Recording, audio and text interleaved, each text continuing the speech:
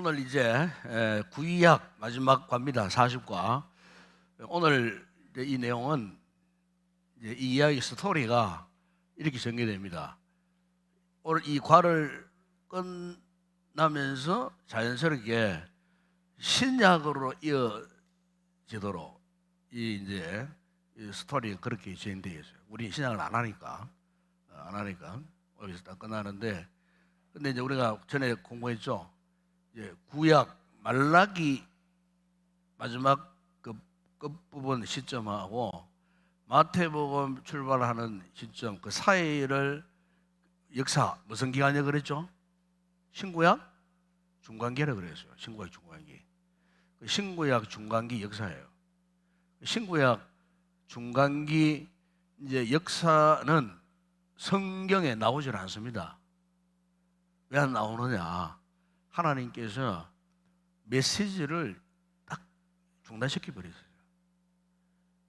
말라기까지는, 구약시대 말라기까지는 이스라엘 백성들을 향하여서 그 시대마다 중요한 시점에 그런 상황 속에서 하나님이 그의 선지자들을 파송을 해갖고 그때마다 말씀을 주셨는데, 그들이 이제 말씀을 거역하고 범죄한 결과 바벨론 이제 포로 생활 70년을 하고, 그리고 이제 돌아오는 순간까지는 이제 하나님께서 이제 말씀을 하셨는데, 말라기 선지자를 마지막으로 거의 400년, 어떤 학자들은 이 중간기 역사 기간을 뭐 500년이라는 사람도 있고 또 400년이라는 사람도 있고 정확하게 430년이라고 하는 학자도 있어요. 어쨌든 이 중간기 이 역사는 400년에서 500년 그렇게 봅니다. 그래서 오늘 이 40과 이 내용은 어떤 내용이냐면은 바로 이 중간기 시대에 살았던 유대인들, 이들은 이제 포로에서 돌아온 사람들이거든요. 포로에서 돌아온 사람들. 실제 여러분들이 아셔야 할 게 뭐냐면은 이스라엘 백성들이, 유다 백성들이 바벨론에 포로로 이제 끌려갔지만 돌아온 숫자보다 여전히 바벨론 현지 기타 그 다른 이방 지역에 머물러 살았던 유대인들이 더 많아요. 더 많습니다. 실제로 거기에서 돌아온 이는 뭐 계속해서 거기 안주하고 사는 이 유대인들보다 숫자를 비교하면 굉장히 적어요. 이 무슨 말이냐면은 돌아오지 못한 유대인들은 왜 돌아오지 않았는가? 이미 바벨론 문화에 완전히 동화되어 버린 거예요. 그러니까 바벨론이 너무 좋더라는 거예요. 그래가지고 고토, 본토, 예루살렘 고국으로 돌아가봤자 그 당시 이방인들이 장악하고 있는 그 땅에 가면은 아무것도 없어. 성전도 다 회파되고 뭐 요즘 우리로 말하면은 삶을 살 수 있는 인프라가 다 무너진 상태에 돌아가면은 고생만 한다는 거지. 다시 죽도록 고생만 한다는 거지. 차라리 바벨론에 이제 이미 우리가 잘 정착하고 살고 집도 짓고 사업도 하고 잘 살고 있어. 여기가 차라리 좋다. 이렇게 해가지고 돌아오지 않은 바벨론 지역에 물로 살았던 사람들이 오늘 현대에 이르도록, 여러분 이란 아시죠? 이란이 옛날 페르시아 제국입니다. 페르시아 제국. 그러니까 이 바벨론이 페르시아가 바벨론을 정복했거든요. 그러니까 그 페르시아 지하 속에서도 여전히 이제 유대인들이 거기서 살았어요. 그런데 그 자자손손 후손들이 오늘날 이란 지역에 아직 살고 있습니다. 살고 있습니다, 여러분. 그러니까 그 조상들을 그것을 올라가면은 이스라엘 백성들이에요. 그 할아버지 우대 선조들이 지금은 이제 이란이라고 하는 이런 국가에 이렇게 이제 살고 있는 거예요. 그러니까 본토로 돌아오지 않았던 사람들은 완전히 지금 바벨론화, 페르시아화, 그리고 이란화 된 사람들이에요. 알고 보면은 그 조상들은 유대인들이에요. 유대인들이에요. 그럼 지금 여러분 보십시오. 이란하고 얼마 전에 그 이스라엘하고 전쟁을 했잖아요. 이란이 막 미사일을 쏘아대고 이스라엘이 또 보복 공격을 하려고 했지만은 이제 세계 여론을 무시 못해갖고 지금 중단된 상태에 있는데, 알고 보게 되면요, 그 이란 그 나라 안에 있는 그 백성들 가운데는요, 알고 보면은 역사를 거슬러 올라가면은 유대인들 조상들이 있습니다. 그 피를 이어받은 사람들이 많다는 거예요. 왜? 본토로 돌아오지 않은 유대인들이 더 많기 때문에. 그 여러분들 참고로 이걸 아시면 좋겠고, 어쨌든 이렇게 이제 그나마 이제 포로에서 돌아온 이제 유대인들이 이제 신구약 중간기 시대를 이제 삽니다. 그러면은 이들이 이 신구약 중간기 시대에 살았던 이 유대인들이 생각했던 것이 뭐냐? 가장 그들이 열망했던 것이 뭐냐? 이걸 오늘 여기서 이야기합니다. 마지막 화에서. 과연 그 유대인들이 중간기 시대에 살았던 한 400년간 살았던 유대인들이 가장 그들이 열망했던 것이 뭐냐? 그게 뭐냐면은 메시아 대망입니다. 메시아 대망. 메시아 대망. 메시아를 기다리고 있었어요. 400년 동안 메시아를 기다리고 있었다. 메시아. 메시아. 다시 말하면 그리스도. 그죠? 히브리 말로 메시아, 헬라 말로 그리스도, 구원자. 그죠? 그런 뜻이잖아요. 그래서 이제 이들이 이제 메시아를 이제 기다렸기 때문에 뭐가 필요했겠어요? 포로에서 돌아온 사람 유대인들이 가장 중요한 것이 뭐였겠어요? 뭐였겠습니까? 성전이었습니다. 성전. 성전이었습니다. 그래서 이미 우리가 공부를 했습니다만은 솔로몬 성전이 이 남유다 왕국이 주전 586년도에 이제 바벨론에 정복당했잖아요. 망했어요. 그리고 한 2년 후쯤 588년쯤 가면은요, 그 옛날 영광스러웠던 솔로몬 성전이 완전히 회파됩니다. 완전히 회파됩니다. 그러니까 주전 588년 도경에 솔로몬 성전 얼마나 잘 지었습니까? 에? 그 성전이 완전히 무너져 버립니다. 완전히 무너져. 예. 그러다가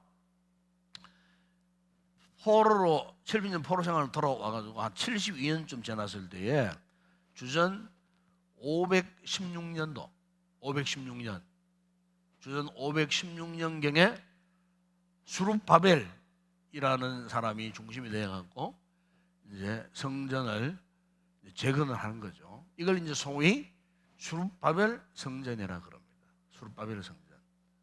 그래서 이제 이 수룹바벨 성전을 건축으로 했는데, 이 수룹바벨 성전은 그 옛날 솔로몬 성전과는 비교할 수 없을 정도로 굉장히 허술하고 참 이렇게 열악한 그런 성전이었어요. 왜냐하면은 포로에서 돌아왔기 때문에 뭐 이 사람들이 무슨 돈이 있겠습니까? 경제적으로 뭐 잘 사는 것도 아니고, 어쨌든 메시아를 기다리는 그 신앙 사상 가운데에 하나님 앞에 여전히 제사는 드려야 되겠고 하니까 성전을 건축을 하긴 했지만은, 재건하긴 했지만은 솔로몬 성전과는 비교할 수 없을 정도의 너무나 허술한 그런 성전이었어요. 그러니까 그런 성전이었지만은 그들이 고국으로 돌아왔고, 그나마 그 같은 성전이 있다는 것만 해도 감사했고, 그래서 그 성전을 통해서 이제 그 국가 체계가 어떻게 돌아갔냐면요, 대제사장 체계로 돌아갔어요. 대제사장 체계로. 그러니까 대제사장을 중심으로 해서, 그러니까 대제사장 책으로 돌아왔다는 말은 무슨 말이냐? 항상 하나님 앞에 제사를 드렸다 그 말이에요. 제사를 어디에서? 그 열악한 솔로몬 성전을 비유할 수 없는 아주 열악한 그 성전에서 그나마 하나님 앞에 제사를 드리면서 뭘 대망했다고요? 메시아가 오시기를 대망한 거예요. 메시아가 오시기를 대망한 거죠. 이 암울한 시대에 포로에서 돌아오니까 그 참 적막한 해파된 그 땅, 거기에서 옛날 다윗 시대의 그 부흥을 그들이 기대하면서 다윗 같은 이 같은 메시아가 오셔가고 쇠퇴된 이 자신의 나라를 다시 부흥케 하고 싶었던 그런 간절한 열망 가운데에 그들이 메시아를 대망했는 이것이 소위 메시아 대망 사상, 메시아 대망 사상. 그 메시아 대망 사상이 400년 중간기 400년 동안 예수 그리스도가 오실 때까지 계속해서 유대인들은 메시아를 사모하고 갈급해하고 메시아를 기다리고 있었습니다. 그러는 가운데에 이제 또 이 유대 땅, 이 이스라엘이 헬라의 지배를 받습니다. 헬라. 그리고 뒤에는 로마의 지배를 받습니다. 자, 그러니까 이 이스라엘 백성들의 역사가요, 참 기가 막힌 역사예요. 기가 막힌 역사예요.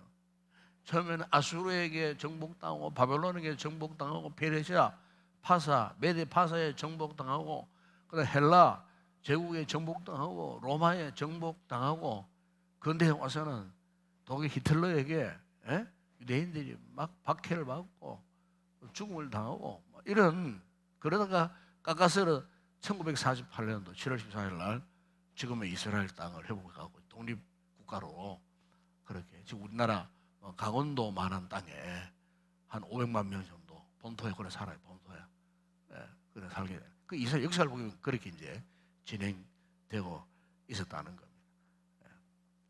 그래서 이제 수르바벨 성전에서 열악한 환경에서 예배를 드리는 가운데에 이제 헬라, 로마 뭐 이렇게 지배를 당하는 가운데에 그게 여러분 성경에 나오잖아요. 헤롯 대왕, 헤롯이 이제 그 땅을 이제 분봉 왕으로 이제 지배를 하게 되었는데 이 헤롯은 굉장히 정략적인 사람이었어요. 그래가지고 유대인들이 가장 좋아한다고 하는 성전을 건축해 줄게. 내가 너희들에게 수르바벨 그 여러 가지 성전 말고 정말 그 옛날 솔로몬 성전 못지않는 그런 성전을 내가 건축해 줄게, 지어 줄게. 왜냐하면 유대인들의 환심을 사기 위해서 분봉왕으로서 그래갖고 이제 헤롯이 주전 19년경입니다. 그 예수님이 오시기 전에 주전 19년경에 헤롯 성전을 이제 지어줍니다. 몇 년 걸렸느냐? 46년 동안 헤롯이 46년 동안 그 성전을 이제 지어줍니다. 굉장히 정략적으로 이용한 거예요. 46년 동안 그 성전을 미끼로 어쨌든 그 땅에 반란이 일어나지 않고 자기가 통치하는 가운데에 무사히 통치할 수 있도록 막 시간을 끌면서 성전 건축을 핑계로 해서 성전을 조금씩 이렇게 지어주다 보니까 이게 무려 46년 동안 헤롯 성전이 이렇게 이제 지어지는데 그 이름은 요한복음 여러분 2장 20절 보면은 거기 나옵니다. 그 보면은 유대인들이 이르되 이 성전은 46년 동안에 지었거늘 뭐 그런 말씀이 나와요. 그게. 그런데 이제 예수님 시대에는 바로 이 헤롯 성전입니다. 헤롯 성전. 헤롯이 지어준 성전이에요. 수르바벨 성전이 아니고 헤롯 성전인데 어느 날 예수님이 오셨어요. 오셔가고 이제 성전에 바로 이 헤롯 성전에 올라가 보신 거예요. 올라갔는데 이 성전이 난장판이 되어버린 거예요. 그 이야기가 요한복음 2장 13절에 21절에 나와요. 6월절에 예수님이 성전에 올라가셨는데 그 성전 안에서 어떤 일이 지금 벌어지고 있었는가? 소와 양과 비둘기 파는 사람들, 돈 바꾸는 사람들, 막 온갖 잡동안에 상인들이 올라와 가지고요. 그 6월절 날, 예, 이거는 제사를 드리는 것도 아니고 완전히 성전 안이 그냥, 예? 우리 인동시장처럼 약간 시장 바닥이 되어버리니까요. 그러니까 예수님이 분노하셨어요. 채찍을 가지고 막 또 상을 엎어버리고 막 다 쫓아내고, 예? 그러면서, 예? 내 아버지의 집으로 장사하는 집을 만들지 말라. 그 요한복음 여러분 거기 2장 16절에 보면 그렇게 막 책망을 하십니다. 책망을 하십니다. 하시는 말씀이, 내가 이 성전을 헐고 사흘 만에 다시 세우리라. 유대인들이 막 지켜보고 있는 가운데서 예수님이 그 말씀하니까 무슨 소리 하노 지금? 이 성전은 지금 헤롯이 46년 동안 지은 성전을 네가 어떻게 무슨 죄로 사흘 동안 성전을, 이것은 이제 예수님이 십자가에 죽으시고 부활하시는 그것을 예견하는 말씀입니다. 이 유대인들이 그 의미를 알아듣지를 못하는 거예요. 그러니까 그것은 성전된 예수님의 몸을 말씀하신 거예요. 그 이제 여러분 거기에 요한복음 2장 21절에 이렇게 말씀합니다. 그러나 예수는 성전된 자기 육체를 가리켜 말씀하신 것이라 그랬어요. 그러니까 우리가 이제 정리하면 이렇습니다. 우리가 이제 성전 이전에는 어떤 개념이 있었습니까? 구약 시대에 성막이라는 개념이 있었어요. 성막. 그래서 여러분 모세오경에 보면은 거기는 성전이라는 개념이 전혀 없어요. 성막, 장막, 이렇게 성소 이런 개념이 있었어요.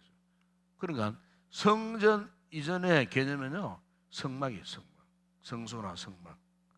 그러다가 솔로몬 시대에 와가지고 성전 다윗 시대에 와서 처음으로 성전이라는 이제 용어가 나오면서 그 다음에 솔로몬 시대에 와서 실제 성전을 건축을 합니다. 그죠?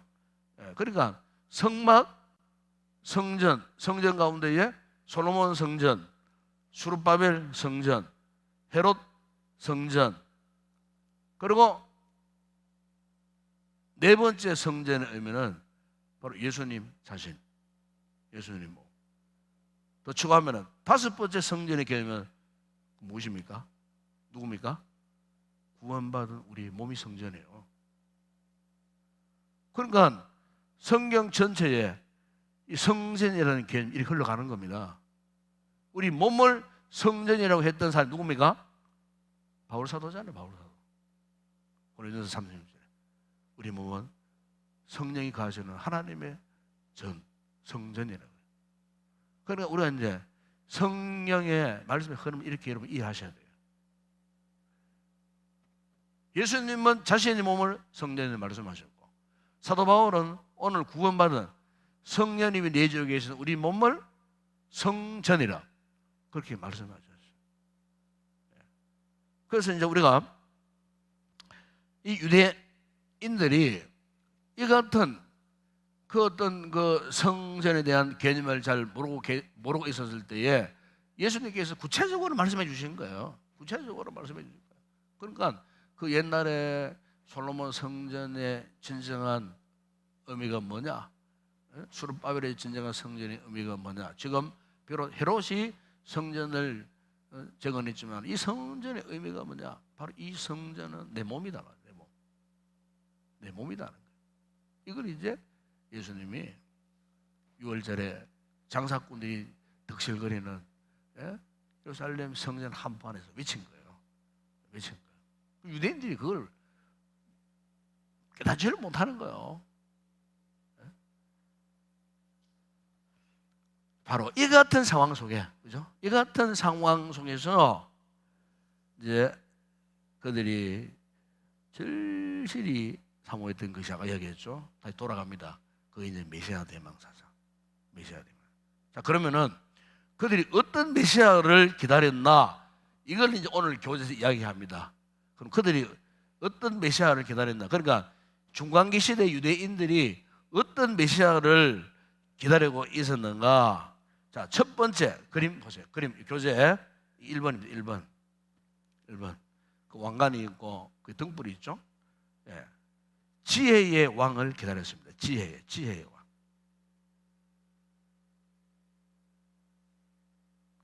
지혜의 왕을 그들이 기다렸습니다. 지혜의 왕. 그들이 기다린 메시아는 지혜의 왕. 그러니까 지혜의 왕을 메시아로 생각한다는 것은 성경적입니다. 성경적입니다. 그런데 여러분 그 밑에 보세요. 그 밑에 이게 이제 초목이 있어요. 이렇게. 이건 뭘 상징하느냐? 물질적인 풍성함. 이걸 이제 사모했습니다. 그들이. 그 메시아가 오면은 가시적으로, 물질적으로, 현세적으로 잘 살게 할 거다. 왜냐하면 그 당시만 하더라도 이 팔레스타인 지역은요, 이 가뭄 흉년이 많았어요. 흉년이 굉장히 자주 왔어요. 그러니까 먹는 문제, 양식 문제가 가장 절박했어요. 그러니까 이 중간기 시대에 영적으로 암울한 상태, 육신적으로도 배고픈 그런 시절에 그들이 왜 그렇도록 이 메시아를 기다렸는가? 메시아가 와가지고, 지혜의 왕 되시는 메시아가 와가지고 우리에게 먹을 것을 줄 것이다. 그를 통해서 풍성한 삶을 살 것이다. 그러니까 요즘 우리 식으로 말하면은 예수 믿고 복 받아갖고 세상적으로 막 그냥 풍성한 출세하고 잘 살 것이다. 소위 그게 이제 여러분 잘못된 신학 가운데 하나가 번영 신학하는 게 번영하다 하는 번영 신학이 있어요. 번영 신학 요즘 잘못된 이상한 교회 가보세요. 계속 번영 신학을 강조합니다. 막 예수 믿으면 막 그 잘되고 막 성공하고 막 번영되고 막 부흥되고 막 그냥 막 이런 식으로 계속 강조하는 이 잘못된 번영 신학이에요. 그러니까 중간기 시대 이제 유대인들이 메시아를 왜 기다리는가? 배고픔을 해결하고 막 그냥 물질적인 풍성한 축복을 우리가 기다리는 메시아가 오면은 그렇게 우리를 다시 살려낼 것이다. 부흥시킬 것이다. 뭐 이런. 그러니까 이건 비성경적인 거예요. 그러니까 중간기 시대에 진리의 말씀이 사라져 있으니까 삶 자체가 말씀 중심으로 성경적으로 살아야 되는데 진리의 기준이 없으니까 비성경적으로 그들의 삶이 삐딱한 삶을 살았다는 거예요. 삐딱한 생각을 했다는 거예요. 자기 나름대로의 생각을 했다는 거예요. 그 메시아관이 성경적이 아니었어요. 그런 이제 의미를 이야기하고, 그 다음에 오른쪽 윗그림, 자 이거 보세요. 이 그림은 뭐냐? 하나님 우리가 이제 여기까지 잘 알겠습니다만 이건 하나님을 상징하잖아요. 이 심볼은 하나님을 말씀하고 있는 거예요. 그 구름 사이에. 그래 이거 무슨 뜻이냐? 하나님이 직접 오실 것이다. 이제 하나님이 직접 오실. 하나님이 직접 오실 것이다. 다시 말하면은 신정 통치. 그래 옛날 사사시대처럼 신정 하나님이 직접 통치하실 것이다. 신정 통치 이후에 사사시대 이후에 자기들이 인간의 왕을 원했잖아요. 그러니까 왕정 통치 완전히 폭망한 거예요. 인간이 왕이 되어가고 그 백성들이 폭망을 한 거예요. 그러니까 이제는 하나님이 직접 이렇게 우리를 통치하는 그런 시대가 올 것이다. 역시 그 밑에 보세요. 이 밑에 그림. 하나님이 직접 통치하니까 이제는 정말로 물질적으로도 잘 살게 될 것이다. 굶주리면서 해방될 것이다. 그러니까 중간기 시대에 이 유대인들은요, 아까 이야기했지만은 성경이라고 하는 하나님의 진리라고 하는 진리의 표준 규범이 없었기 때문에요. 그래서 이런 자신들이 생각하고 상상하는 대로 그렇게 믿고 기대했다는 거예요. 그러니까 얼마나 허망한 삶을 살았느냐 그 말이에요. 여러분 오늘 우리도 마찬가지입니다. 오늘날에도 마찬가지예요. 우리가 말씀을 모르면요, 말씀에 무지하면은, 말씀을 깨닫지 못하면요, 같은 신앙생활을 해도요, 그 사람은요 허망한 이 신앙생활을 하는 거예요. 예? 그러니까 예수 믿어도 뭔가 영혼의 만족함을 못 느끼는 거예요. 예? 진리의 말씀을 제대로 깨닫지 못하니까 자꾸 현실이 치우치는 거예요. 현실, 세속 현상에 치우치는 거예요. 예수 믿고 돈 벌고 돈 많이 벌고 잘 살고 건강하고 무병장수하고 이런 사상이에요. 중간기 시대의 유대인들이 이런 그릇된 잘못된 신앙관에 그들이 지금 빠져 살게 되었다 하는 겁니다. 그리고 완전히 비성경적이에요. 성경적이 아닌 거예요. 이게 두 번째 이제 메시지고, 이제 세 번째로 세 번째는 뭐냐? 이 세 번째 왕이 있고 왕관이잖아요. 그다음 칼이 있어요. 칼. 무슨 말이냐? 그들이 기다리는 메시아는 어떤 메시아냐? 무력을 가진 왕이 올 것이다. 무력, 힘. 옛날 다윗 왕과 같은 그런 무력을, 칼을 잘 쏘는 그런 메시아가 올 것이다. 다윗 왕과 같은 메시아를 이들이 기다렸다는 거예요. 그러나 진정한 메시아는 그런 메시아가 아니에요. 실제 그들이 이토록 대망했던 메시아는요, 결국 누구였습니까? 예수님이잖아요. 예수님은 뭐 다윗 왕과 같은 뭐 칼 잘 쓰고 뭐 용맹한 용사 같은 그런 분이 아니었어요. 예수님은 십자가에 죽으시기에 오셨어요. 인간적인 관점에서 볼 때는 메시아가 아니에요. 그렇잖아요. 메시아가 아니라 메시아가 어떻게 십자가에 죽느냐 그 말이에요. 그러니까 유대인들이 십자가 매달려 죽으신 예수님을 메시아라고 생각하지 않는 거예요. 심지어 제자들도 어떻게 했습니까? 베드로도 저주 맹세하고 부인하고 다 달아나버렸잖아요.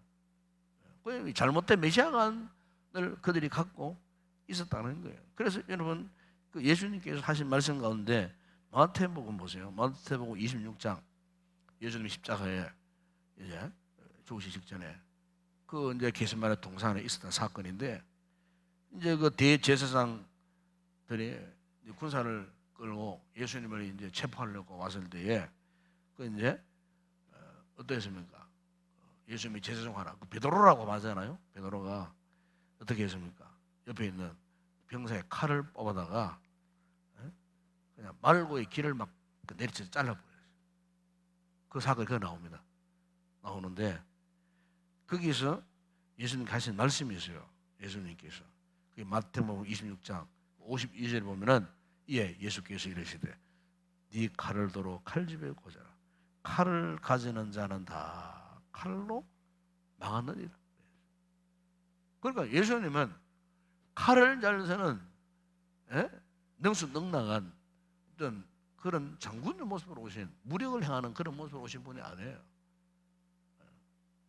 그리고 예수님 그런 말씀하셨어요. 거기 보면은 내가 칼을 쓰려고 왔다면은 칼 대신에 하늘에 12군단이 더 되는 천사를 동원해가지고 저 로마 군사들 멸절시켜주지 않겠느냐. 그런 능력이 있다는 거예요. 그런 능력이 예수님이. 그 정도 능력이 있지만 칼을 절대로 쓰지 않았다는 거예요. 칼을. 그러니까 예수님이 오신 목적은 다윗 같은 그런 칼을 잘 쓰는 전장터에서 백전백승하는 용맹한 장군 같은 그런 모습으로 오신 분이 아니라는 거예요. 네. 더군다나 예수님이 충하시는 나라는 세상 나라가 아니에요. 세상 나라가 아니에요. 그걸 여러분 요한복음 18장 그 36절에 보세요. 성경 한번 찾아보세요. 거기 보면 예수님이 그런 말씀하셨어요. 세상 나라가 아니고 내 나라는 이 세상에 속한 것이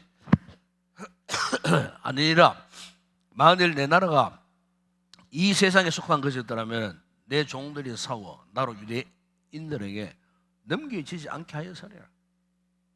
그 예수님의 추구하신 나라는 세상 나라가 아니에요. 영원한 하나님의 나라예요. 하나님 아버지의 나라. 그 나라를 이 땅에 이루시기 위해서 오신 거예요. 오셨는데 어떻게 해요? 칼을 잘 쓰는 유대인들이 사모하는 갈망했던 그런 메시아 모습으로 오신 것이 아니에요. 십자가가 죽으시는 모습, 메시아로.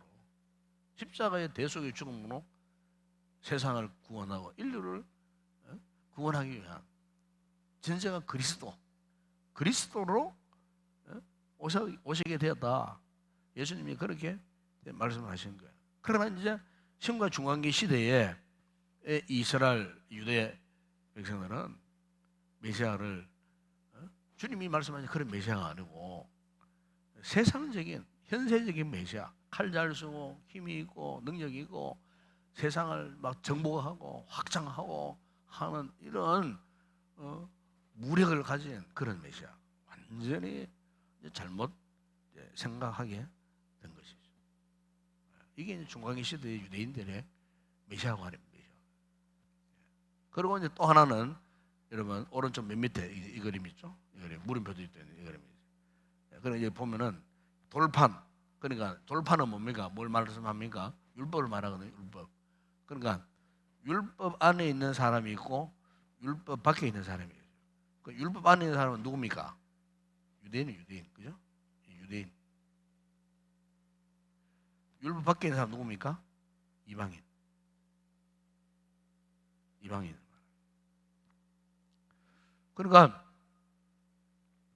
이 무슨 말이냐면은 중간기 시대 때 유대인들이 이런 생각을 한 거예요. 구원 받으려고 하면은 율법 안에 있어야 된다. 율법을 믿지 않으면은, 율법을 실천하지 않으면은 그 사람은 구원받지 못한 이방인이다. 구원받는 조건으로 율법을 알아야 하고 율법 안에 있어야 된다. 철저하게. 이게 소위 말하면은 율법주의입니다. 율법주의. 그러니까 구원은 율법을 알아야 되고 율법 안에 있을 때 그 사람은 구원받는다. 그러나 율법 밖에 있으면 이 사람은 구원받지 못한다. 구원받으려 하면은 이방인이라도 개종을 해가지고 교를 믿어야 된다. 중간기 시대의 유대인들이 그런 생각을 했다는 거예요. 그러니까 완전히 이거는 잘못된 생각이죠. 비성경적인 생각. 그런데 이 생각이 언제 바뀌어졌는가? 이 생각이 언제 바뀌게 되었는가? 그 이름은 사도행전 15장에 와서 드디어 바뀝니다. 이 생각이. 잘못된 생각이 바뀌는데, 여러분 사도행전 15장 찾아보세요. 15장. 이 중요한 이야기입니다. 지금 사도행전 15장에 자, 어떤 사건이 있었는가? 이미 사도행전 15장쯤 되면은 이미 이제 예수 그리스도 오셔갖고 십자가에 죽으시고 예수님께 제자들에게 내가 떠나면은 너희들에게 성령을 선물로 받으리니, 또 그러면서 교회가 세워질 것이라고 말씀하셨고, 실제로 사도행전 1장 2장에 보십시오. 그들이 성령의 충만을 받고 2장 이후에 보면은 최초로 오순절 성령 강림 날에 지상에 최초로 교회가 세워집니다. 교회가 세워집니다. 그 교회가 세워질 때 처음에는 예루살렘을 중심으로 해갖고 복음이 전파되었어요. 그러니까 처음에는요, 예수님의 십자가의 복음이 유대인들에게만 전파되었다 그 말이에요. 유대인들에게만. 왜? 그 제자들이 다 유대인들이에요. 제자들이. 그러니까 잘못된 생각을 한 거라. 복음은 유대인들에게만 해당되는 것으로 알고 있었던 거예요. 그래가지고 처음에는 그 복음이 막 전파되었지만은 예루살렘을 중심으로 해가지고만 복음이 막 전파되어졌어요. 그러니까 하나님 어떻게 했습니까? 예루살렘 교회가 큰 박해, 핍박을 받도록 했어요. 헤롯을 통해서 그 뒤에 뭐 이렇게 왕들을 통해 갖고 큰 핍박, 폭행자, 박해자들이 막 철저한 율법주의로 무장한 유태 교도들, 그 대표적인 인물이 바울 되기 전에 사울이잖아요. 사울이 그리스도인들을 잡아다가 옥에 넘기고 죽이고 막 이렇게. 왜 그러냐면은 이 제사들 역시도 그렇게 생각했어요. 복음은 유대인들에게만 해당되는, 이방인들에게는 상관이 없는 거예요. 그런 이 복음이 어떻게 했습니까? 박해로 인해 가지고 막 피신을 하는 가운데 곧 현지 이방인 영역이 들어가고 막 복음을 전하고 하는데, 그 이방인들이 복음을 받아들이고 예수를 믿고 막 성령의 충만한 은혜를 입고 그런 역사가 일어났다는 거예요.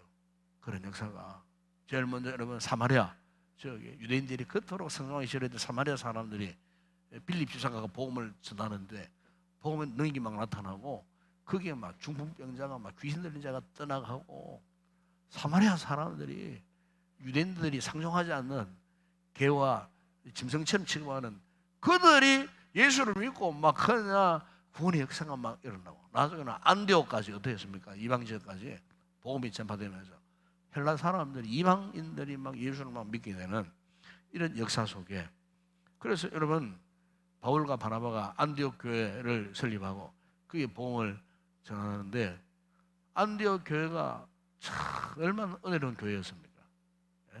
그 이방인들이 세운 교회, 이방인들이 순수 이방인들이 모여가지고, 그런데 거기에 몇몇 율법주의자들, 유대인들이 또 이렇게 예수를 믿고 이제 크리스찬이 되었어요. 그래, 유대주의 사상을 가진, 율법주의 사상을 가진 이 크리스찬들이 이때만 하더라도 교회 안에 있었다는 거예요. 교회 안에. 그런데 이들이 문제가 되었어요. 이들이 어떤 문제를 제기했냐면요, 그 사도행전 15장 1절에 나옵니다. 한번 보세요. 거기 보면은 사도행전 15장 1절에 보면 그 이런 말씀이 있죠. 어떤 사람들이 유대로부터 내려와서 형제들을 가르치되 너희가 모세의 법대로 할례를 받지 않으면 너희 구원을 받지 못하리라. 교회 안에 이런 사람이 있었다니. 교회 안에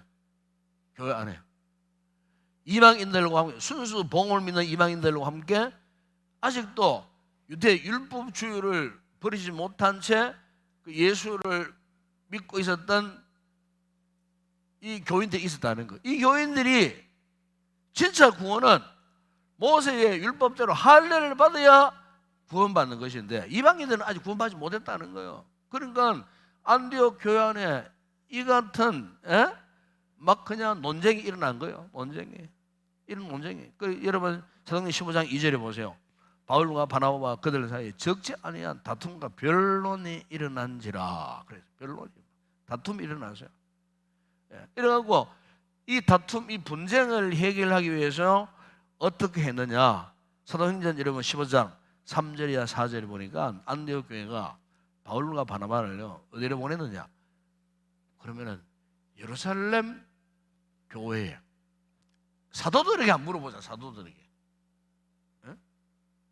사도들에게 물어보자. 이래갖고 이제 바울과 바나바가 예루살렘 교회를 방문을 합니다. 방문을 하고 무슨 보고를 하느냐? 여러분 거기 사도행전 15장 3절에 4절에 보세요. 바울 바나바 하는 이야기가, 우리가 이방인 지역에 베니게 사마리아로 다니며 이방인들에게 복음을 전했더니 이방인들이 기뻐하면서 주님께로 돌아오더라. 이방인들도 예수 믿고 구원받는 역사가 일어나더라. 이 이야기를 합니다. 그러니까 예루살렘 교회 안에도 유대 율법주의자들이 있었어요. 그게 이제 여러분 사도행전 15장 5절에 보세요. 특별히 바리새파 중에 어떤 믿는 사람들이 일어나 말하되 이방인에게 할례를 행하고 모세의 율법을 지키라 명하는 것이 마땅하니라. 이방인들이 예수 믿다고 하는데 아니다. 그들도 율법을 준수하게 만들어 할례를 받도록 해라. 그래 진짜 구원이다. 예루살렘 교회 안에도 아직까지 율법주의자들이 있었어요. 안디옥 교회만 있었던 것이 아니고, 그러니까 이것이 뭐냐?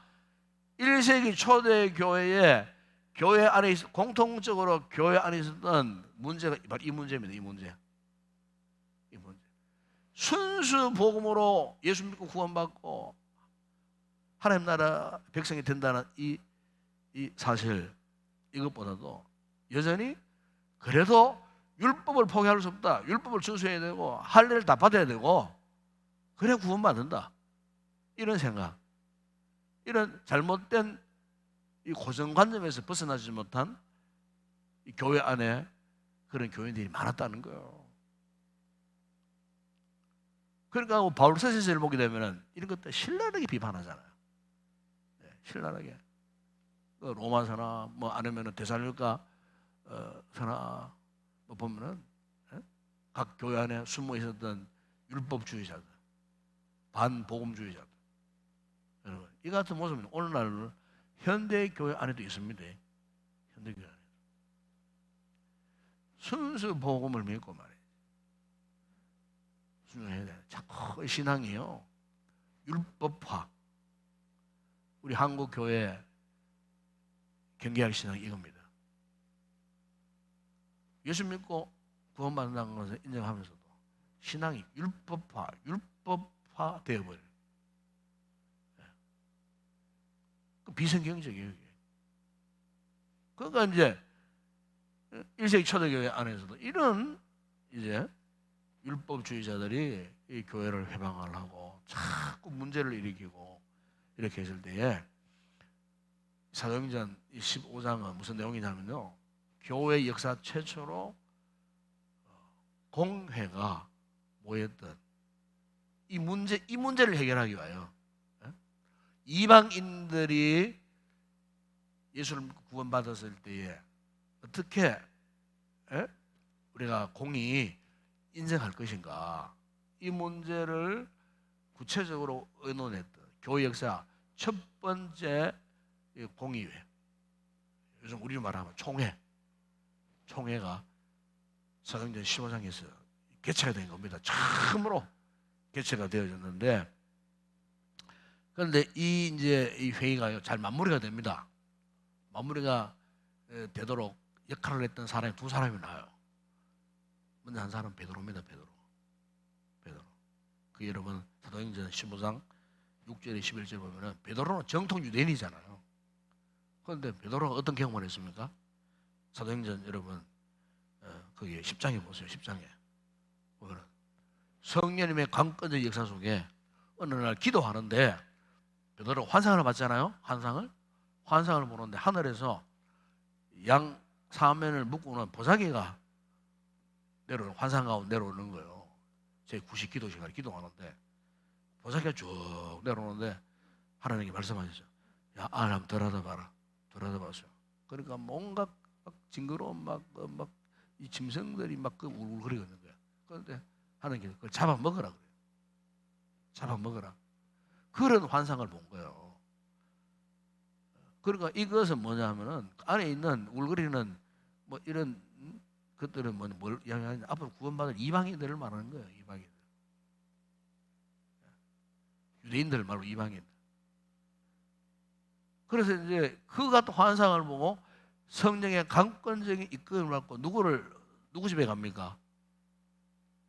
가이사라의 로마의 백부장, 고급 장교 그 집 안에 들어갑니다. 그러니까 베드로가 머리 털나고 이방인의 집에 처음 들어가고, 유대인들은 절대로 이방인 집 안 들어가는 사람들, 그 사람은 율법을 숭상하는 유대인들은 절대로 이방인 집 안 들어갑니다. 이방인 집. 예.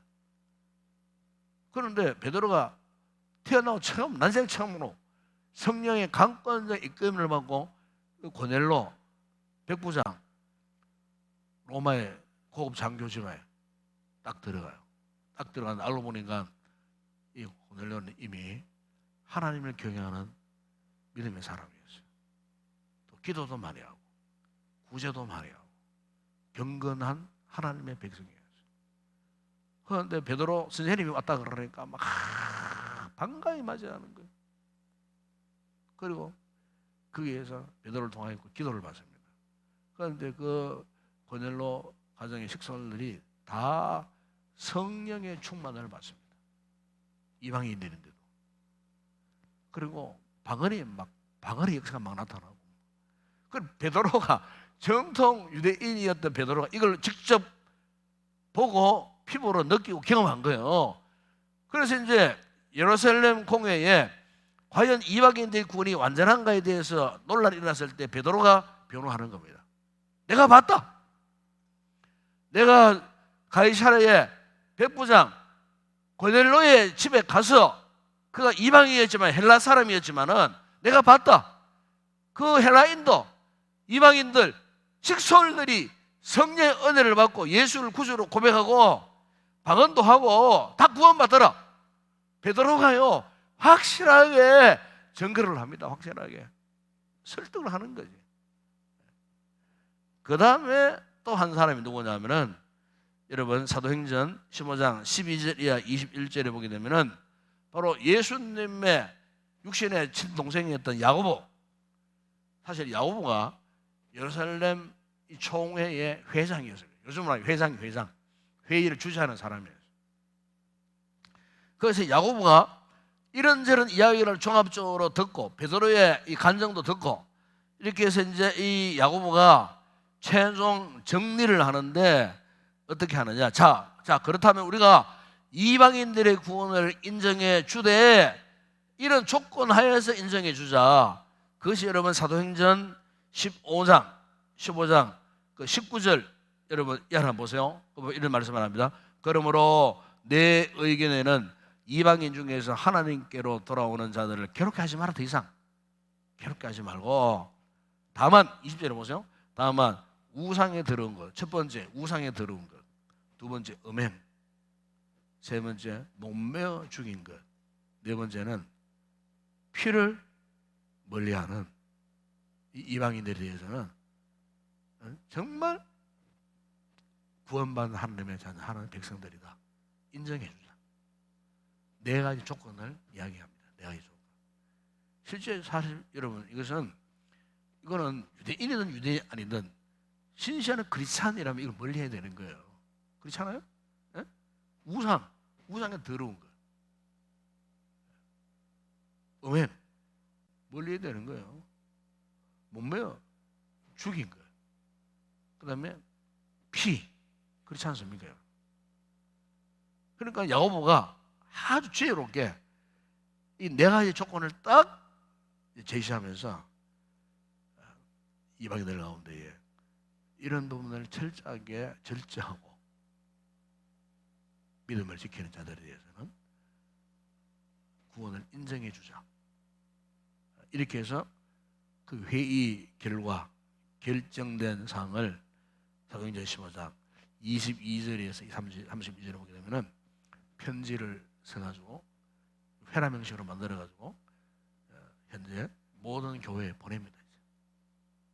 이렇게 해서 이제 이방인들의 구원에 대한 확실성에 대해서 마무리를 딱. 그게 이제 여러분 사도행전 15장 굉장히 중요한 이야기입니다. 이게 그런 이렇게 하게 된 거예요. 그러니까 내가 이런 이야기를 왜 했냐면요. 신구약 중간기 시대의 유대인들이 여전히 이렇게 율법화된 잘못된 비성경적 신앙에서 벗어나지를 못한 거예요.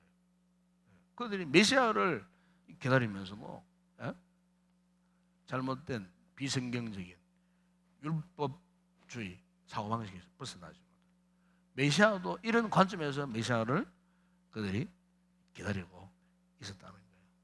그러나 오늘 본문에 여러분 여기 그림에 가운데 그림 보세요. 가운데 그림 딱 가운데 야자수도 있고 예루살렘 성전도 있고 거기에 뭐 양도 있고 사자도 있고 뱀도 있고 다 있잖아요. 예. 이거 무엇을 이해하느냐?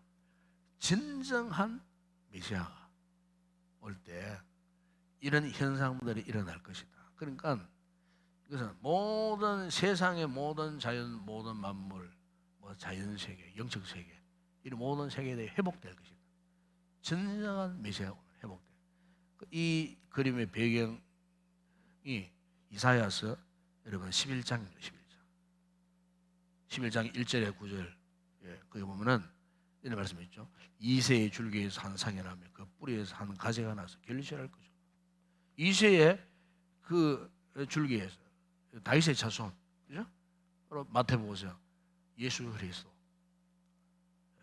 진정한 메시아 그리스도인 예수님이 오실 것이라. 그 예수님이 오시면은 어떻게 세상이 바뀌는가? 그 보면 5절에 보세요. 봉의로 그의 허리띠를 삼으며 성실로 그의 몸의 띠를 삼으리라. 그때에 6절에 보세요.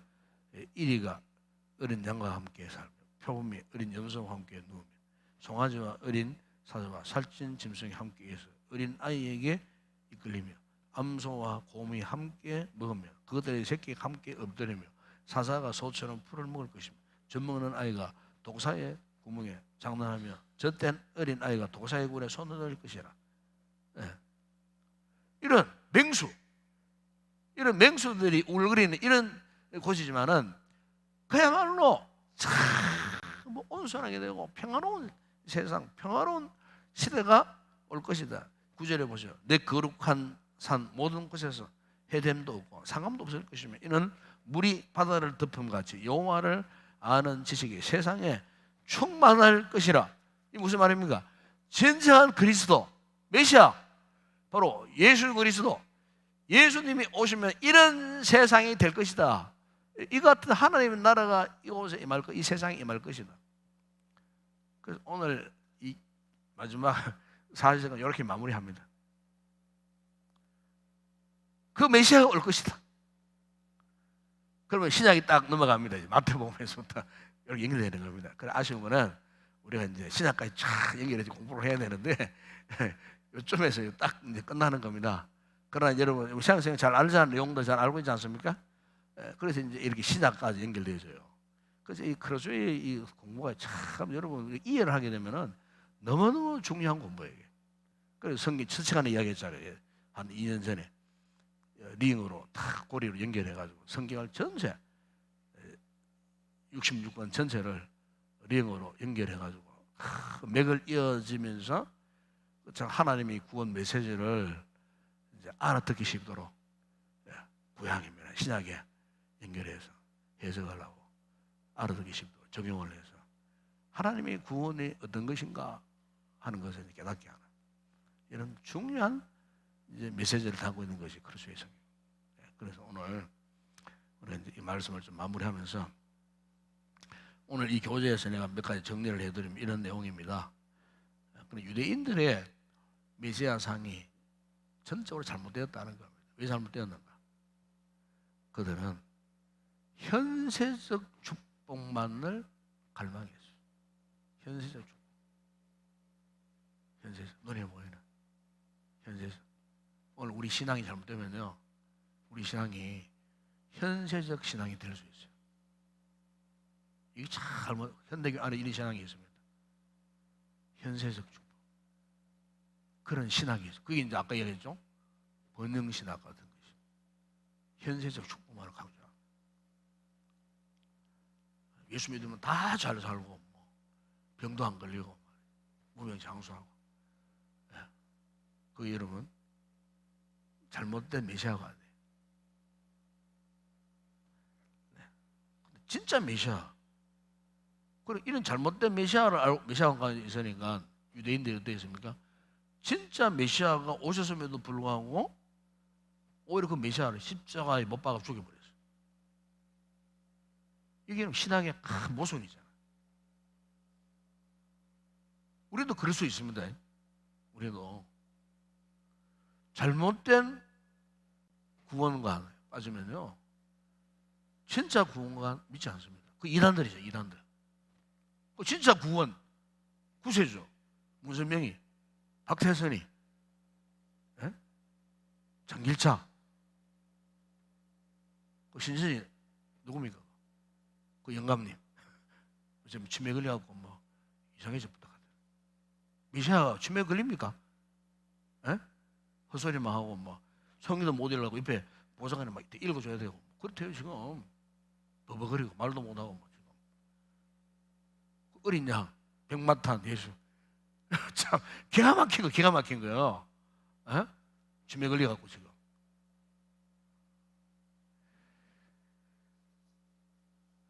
여러분, 예수님이 진짜 그리스도시고 구원자시고 구세주입니다. 아멘. 예수 안에는 헬라인이든 이방인이든 구원의 차별이 없어요. 차별이 없어요. 로마서 여러분 322절에 보세요. 곧 예수 그리스도를 믿음으로 말면 모든 믿는 자에게 미치는 하나님의 의니 차별이 없는 일. 차별이 없어요.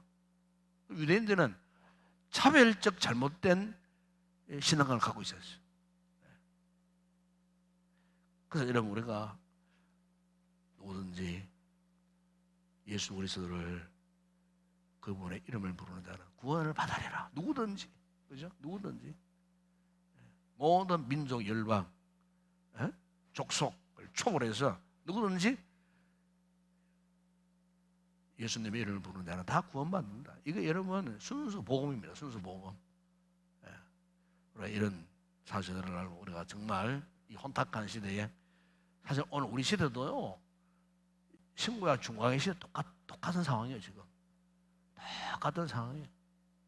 이런 상황에서 우리가 무엇을 믿을 것이며 어떤 그리스도를 사모하고 믿을 것인가에 대한 분명한 말씀 앞에 온전한 이런 신앙관을 가지고 신앙생활을 해야 할 줄을 믿습니다.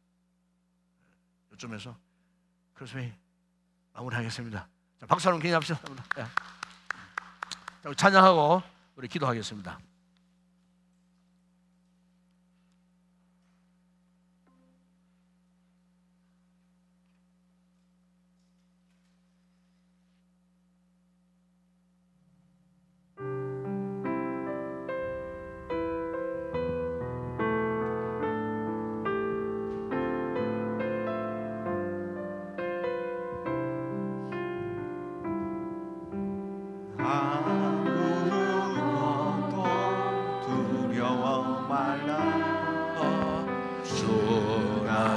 하나님이 지켜주시네. 놀라지 마라, 겁내지 마라. 주님 나를 지켜주시네. 아무것도 두려워 말라. 주 나의 하나님이 지켜주시네. 놀라지 마라, 겁내지 마라. 주님 나를 지켜주시네. 아멘 아멘. 내 맘이 힘에 겨워 지칠지라도 주님 나를 지켜주시네.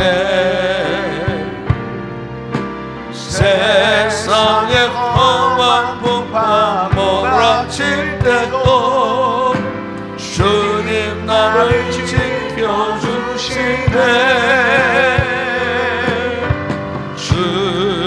주님은 나의 산성, 주님은 나의 요새, 주님은 나의 소망, 나의 힘이 되시며. 한 번 더 찬양합니다. 아무것도 두려워하지 말라.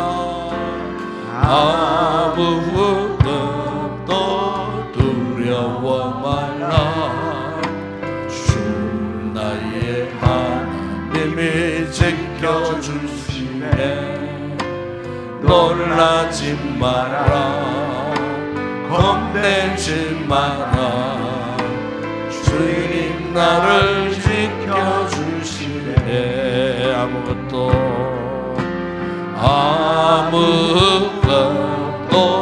두려워 말라. 주 나의 하나님이 지켜주시네. 놀라지 마라, 겁내지 마라. 주님 나를 지켜주시네. 아멘 아멘. 내 맘이 힘에 겨워 지칠지라도 주님 나를 지켜주시네. 세상의 험한 몰아칠 때도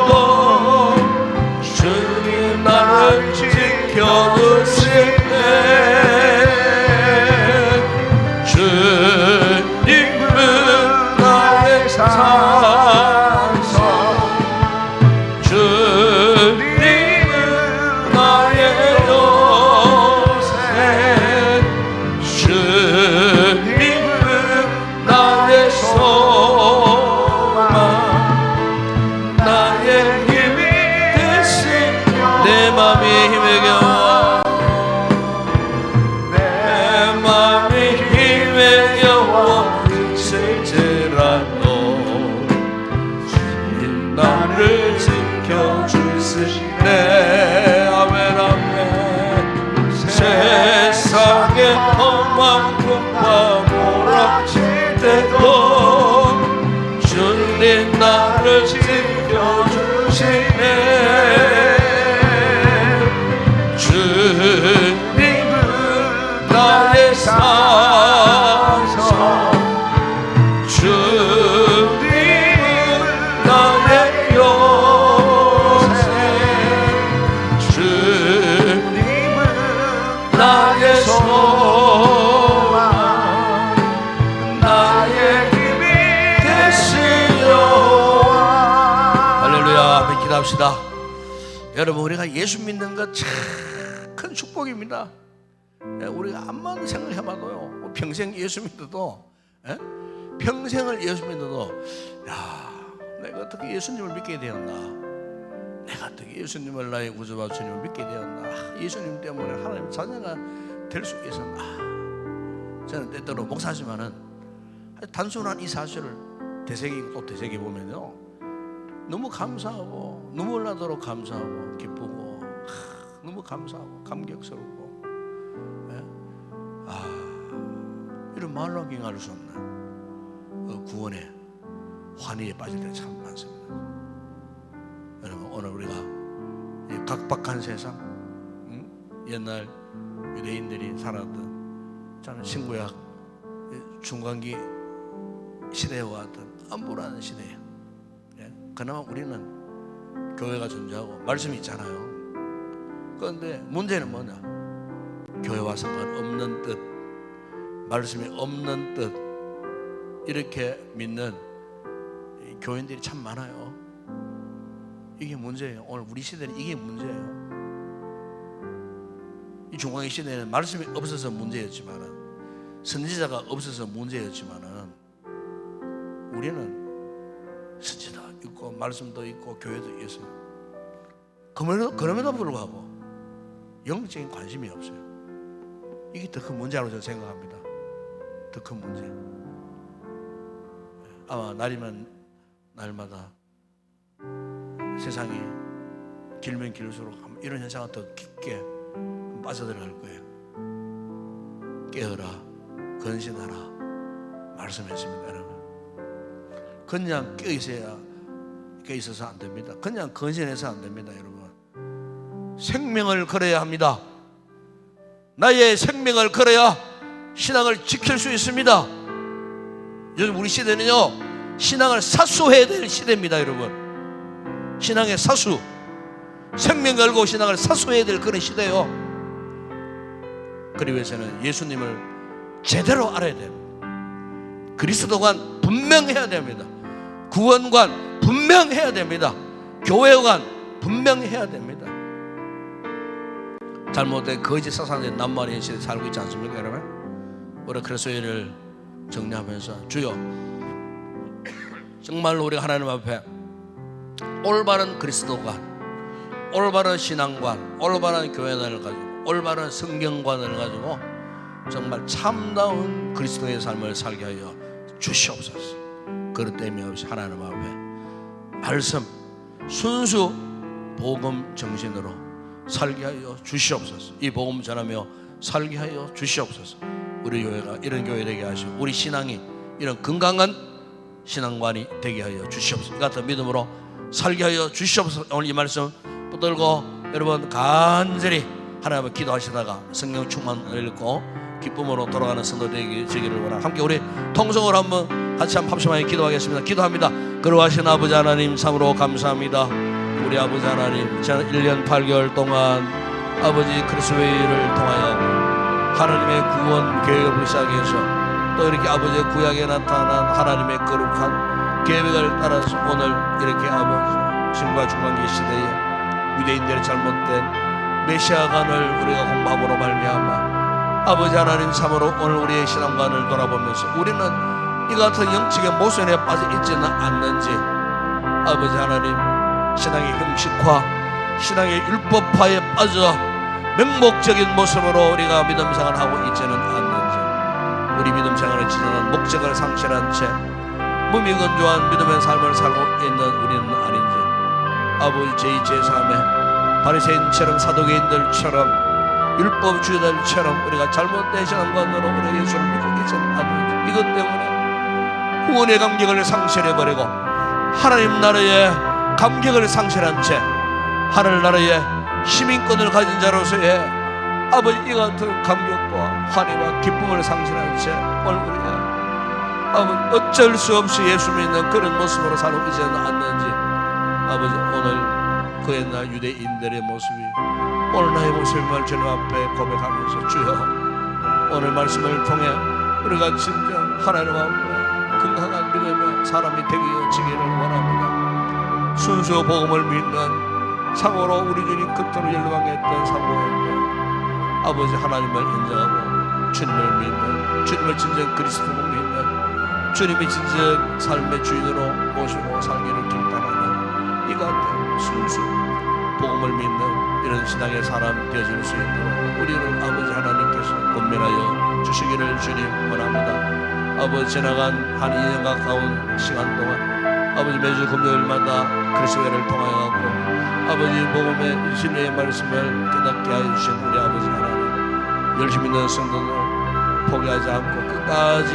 오늘에 이르도록 아버지 그리스도의 일을 마무리 잘할 수 있도록 은혜 주신 주님 참으로 감사합니다. 우리 성도들 말씀을 기억하고 말씀을 붙들고 우리 남은 생애 동안도 참으로 아버지 하나님의 구원 계획을 따라서 하나님의 구원의 은혜가 무엇인지를 제대로 알고 남은 우리의 인생 역시 참으로 말씀 앞에 온전한 믿음의 삶을 살아갈 수 있는 우리 모든 성도들 되게 하여 주시고 아버지 이 같은 복음의 깨달음을 나 혼자만 알고 있을 것이 아니고 아직도 이 주님의 복음을 모르는 저 이방 세계 사람들이 복음을 전하고 예수의 십자가 복음을 전하는 이런 아름다운 귀한 사명을 감당하는 우리가 되어질 수 있도록 은혜를 베풀어 주시기를 원합니다. 이 밤도 아버지 기도하는 성도들에게 성령의 충만한 은혜를 허락하여 주시기를 원합니다.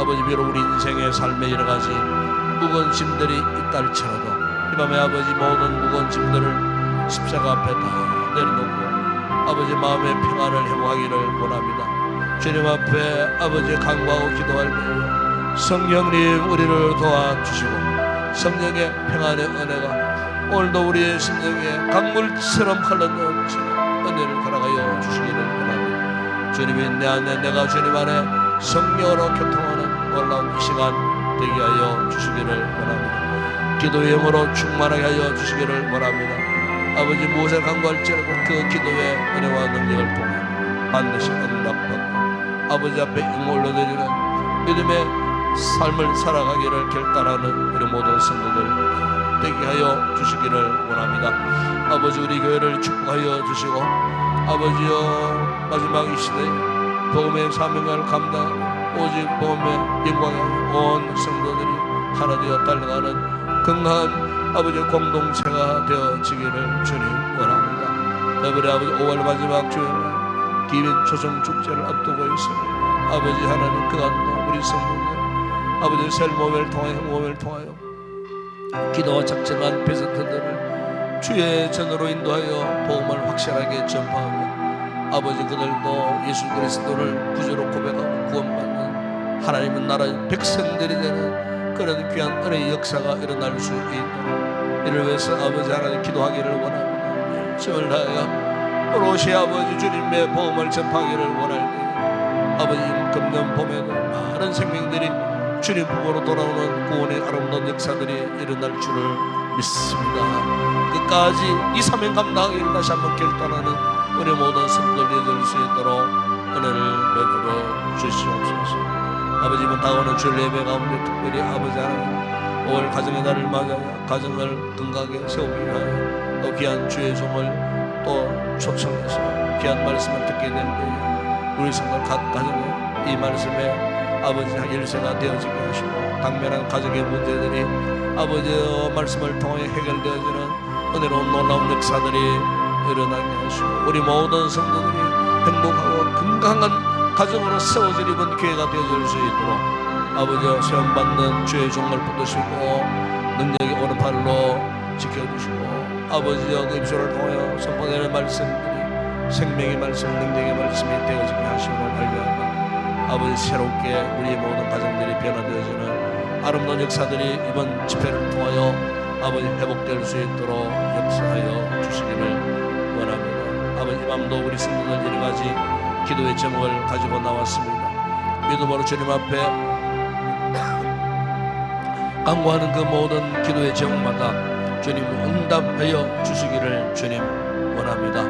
아버지 이 나라의 민족을 사랑하여 주시고 나라의 정치, 경제, 문화 특별히 아버지 하는 의정 관계의 혼란스러운 이 모든 사태들이 정상적으로 회복되어지게 하시고 대통령 모든 위정자들이 지혜롭게 나라를 잘 운영해 갈 수 있도록 우리 하나님께서 이 민족을 지켜주시기를 주님 원합니다. 저 북한 땅 아버지의 새로운 변화의 바람이 일어나게 하시고 흑암의 권세가 떠나게 하시고 아버지 그곳에 예수 그리스도의 계절이 임하는 복음의 종소리가 울려 퍼지고 아버지 70년의 세월 동안 사수함이 시작시켜왔던 북한 동포들 북한 지하교회 성도들 지켜주시고 그 땅에 새로운 하나님의 몸된 교회들이 세워지는 부흥의 놀라운 역사가 우리 시대에 반드시 도래할 수 있도록 범어로 남북한이 하나 되고 통일 대한민국을 성취할 수 있도록 이 땅을 주님 불쌍히 여겨주시고 은혜를 베풀어 주시기를 원합니다. 아버지 오늘도 우리의 성교지 사역하는 주의 종들 가운데 함께 하시고 세워진 교회 가운데 아버지 이방인들에게 복음 임팩션 받는 구원받는 하나님의 놀라운 역사가 그곳에서도 일어날 수 있도록 부흥의 역사가 그곳에서도 일어날 수 있도록 주님 역사하시고 아버지 도와주시기를 주님 원합니다. 이 밤에 아버지 기도하고 또 각 가정으로 돌아오는 성도들의 걸음을 지켜주시기를 원합니다. 아버지 사랑을 지켜주시고 그 걸음을 지켜주시고 무사히 가정에 잘 도착해서 피곤한 저들의 몸들이 안식할 수 있는 귀한 밤 되어질 수 있도록 또 하룻밤을 잘 지나고 다가오는 아버지여 주일말을 잘 보내며 아버지의 주일날 다시 만날 수 있는 귀한 성도들 되어질 수 있도록 우리 주님 은혜를 베풀어 주시옵소서. 함께 하십니다.